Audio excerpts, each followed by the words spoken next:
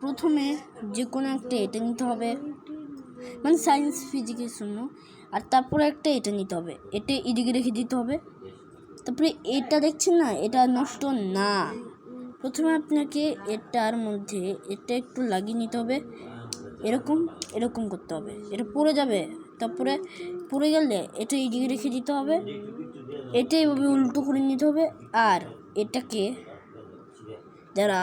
দাঁড়ান আমি কেবল লাগিয়ে, এই যে তৈরি এবার আমাদের লাইট। এবার খালি একটু এরকম টাচ দিবেন, এই যে লাইট বাতি জ্বলে যাবে। চলো আমরা অন্ধকারে টেস্ট করি। এই যে আমরা একটা ঘরে এসে পড়েছি, অন্ধকার। ওকে, এই যে একটা এটার এই যে এটা নিয়ে নিই, এই যেটা এই যে জ্বলছে। ও অন্ধকারে একদম এদিকে দেখা যায়। ওহো দেখেন, তো এটা অনেক বেস্ট।